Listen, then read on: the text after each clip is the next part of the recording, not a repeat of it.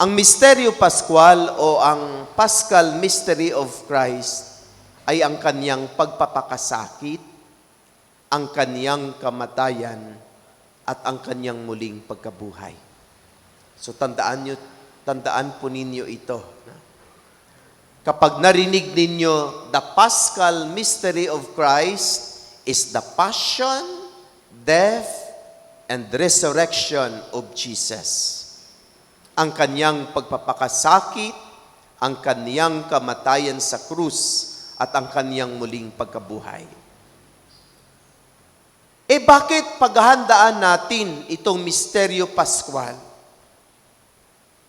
Kasi sa misteryong Pascual na ito ay ipinapahayag ng Diyos ang kaniyang dakilang pag-ibig. Kung paano niya tayo minahal.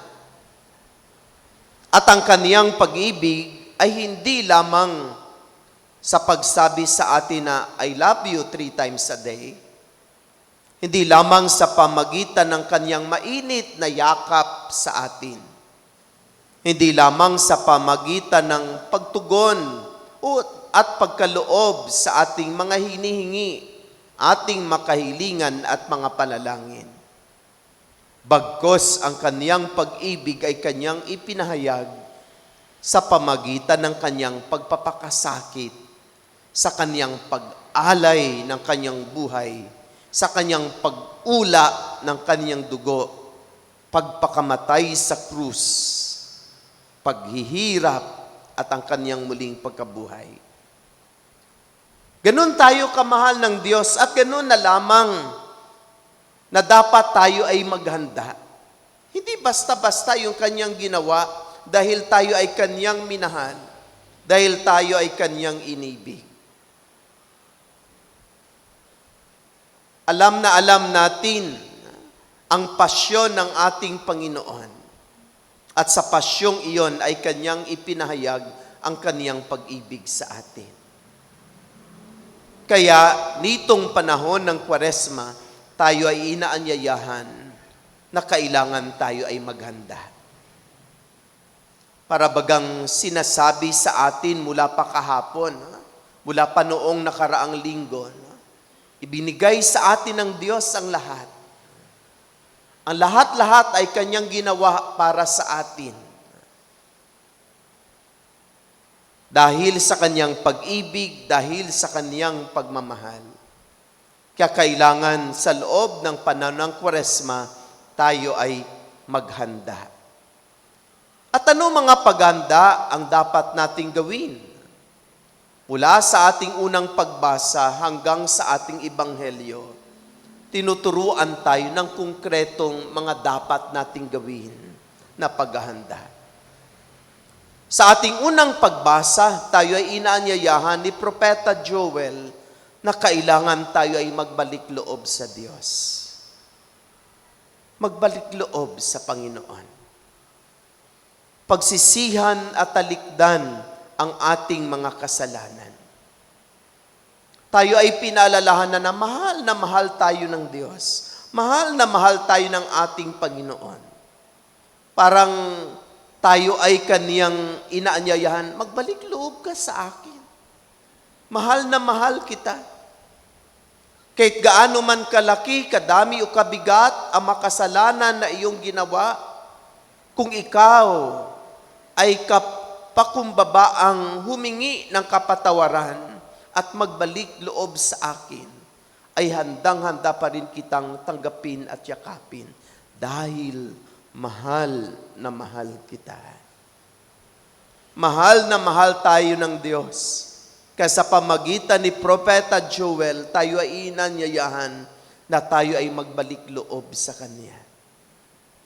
At ang ating ikalawang pagbasa, tayo ay inanyayahan na nitong panahon ng Kwaresma, tayo ay inanyayahan na maging malapit sa Panginoon. Come closer to Jesus. Come nearer to Jesus. Sit beside with our God who loves us so much. At ito ay magagawa natin sa pamagitan ng ating mga pananalangin. If we pray we sit beside Jesus. If we pray, we come closer to God. If we pray, we come near to our Savior. Yun yung paalaala sa atin ng ikalawang pagbasa. Na kung feeling natin parang malayo tayo sa Panginoon, ditong panahon ng Kwaresma, pagsikapan natin na tayo maging malapit sa Kanya.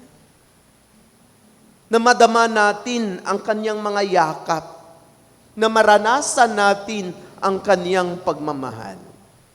At mangyari lamang ang mga ito kapag tayo ay lumalapit sa Kanya. So parang karugtong kapag ikaw ay magbalik loob, bumabalik ka sa Kanya, you come closer to Him. Kapag ikaw ay magbalik loob, ikaw ay bumabalik sa Kanya, pumupunta ka palapit sa Kanya. At ito ang paanyaya sa atin nitong panahon ng Kwaresma, 40 days, na inaanyayahan tayo na maging malapit sa Panginoon, magbalik loob sa Kanya, dahil mahal na mahal tayo ng Panginoong ito. At sa ating Ebanghelyo, tayo ay inaanyayahan na maging AFP, maging sundalo ni Jesus. Hindi Armed Forces of the Philippines, kundi almsgiving, fasting, and prayer. AFP, maging sundalo ng Panginoon. At tayo ay magiging sundalo ng Panginoon sa pamamagitan ng paggawa ng kabutihan na hindi na dapat ipaalam sa ibang tao. Tulad ng paglilimos, tulad ng pag-aayuno, at tulad ng panalangin. So ibig sabihin, ang panahon ng Kwaresma ay panahon ng pagtulong sa kapwa. Pagkakaloob o pagpapahayag ng ating malasakit sa makapatid nating higit na nangangailangan.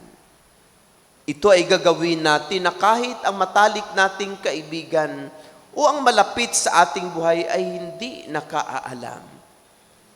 Ang pagpapahayag ng ating malasakit, ang pagtulong sa mga nangailangan ay tanda ng ating pag-ibig at pagmamahal sa iba. Pangalawa, tayo ay inaanyayahan na mag-aayuno. At kapag pinag-usapan natin ang pag-aayuno, akala natin sa pagkain lamang. Ang pag-aayuno ay hindi lang sa pagkain. Hindi ka nga kumain ng karne, pero gumawa ka naman ng kasalanan. Useless.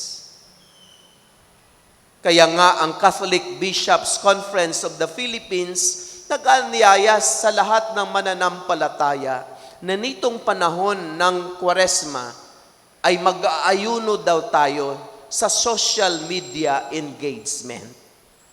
Ibig sabihin, bawas-bawasan natin ang paggamit ng ating cellphone.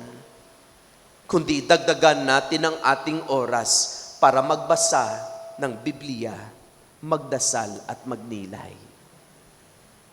Kung noon, 30 minutes o 1 hour ka na nagfi-Facebook, pwede ba nitong panahon ng Kwaresma, 15 minutes na lang, para ang 45 minutes ay para sa pagdadasal, pagninilay at pagbabasa ng salita ng Diyos. Ito yung challenge ng Catholic Bishops' Conference of the Philippines, na mag-aayuno tayo in social media engagement. Lalong-lalo na ang pag-i-engage sa mga Facebook, sa Messenger, at higit sa lahat ang pag-i-engage natin sa mga peking balita o fake news na ating nababasa sa mga social media. At ang pag-aayuno, sabi ko nga, ay hindi lang sa pagkain, kundi pag-aayuno sa paggawa ng mga masama.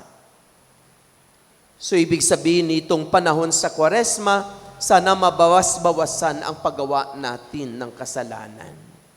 ang paggawa natin ng hindi mabuti, sana mabawas-bawasan. At kung pwede lang, maitigil natin ang paggawa ng hindi mabuti sa ating pang-araw-araw na pamumuhay.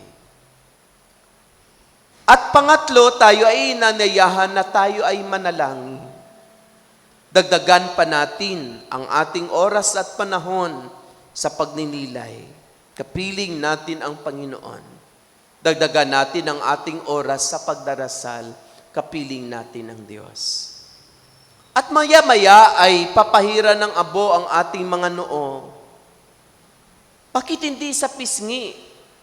Bakit hindi sa labi? Bakit hindi sa mga kamay? Bakit sa ulo? Ito ay paalaala sa atin na sana isaisip natin, hindi natin kakalimutan ang pag-ibig ng Diyos. Na hindi natin sana makakalimutan na mahal tayo ng Panginoon. Na sana itatak natin palagi sa ating isipan kung paano tayo minahal ng Diyos. At kapag naitatak natin sa ating isipan ang krus, ang pag-ibig ng Diyos sa atin, ito sana ang maghikayat sa atin na seryosuhin natin ang paghahanda. Dahil ang ating pinaghahandaan ay seryosong ipinahayag ng Diyos ang kaniyang pag-ibig at pagmamahal sa atin.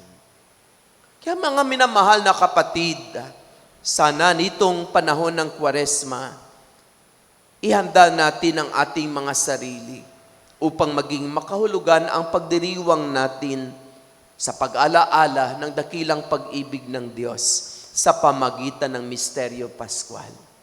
Magbalik loob tayo sa Panginoon. Magsisi tayo at talikdan ang ating makasalanan. Pagsumikapan natin na maging malapit sa Panginoon. At sana tayo ay maging sundalo ng Diyos. Tayo ay maging AFP ng Panginoon. Almsgiving, fasting, and prayer. Nang sa ganon ay maging makahulugan ang ating paghahanda sa dakilang pag-ibig ng Diyos. Kapatid, wag na wag mong kalimutan, mahal na mahal ka ng Panginoon. Iniintay ka niya. Kaya magbalik loob, pagsisihan at talikdan ang iyong mga kasalanan. At pagsumikapan na maging malapit sa Kanya sa lahat ng oras ng iyong buhay. Pagsumikapan na maging tunay na sundalo ni Kristo sa pamagitan ng pagtulong sa kapwa, sa pamagitan ng pag-aayuno sa lahat ng kasamaan, at higit sa lahat, sa pamagitan na mataimtim na panalangin. Amen.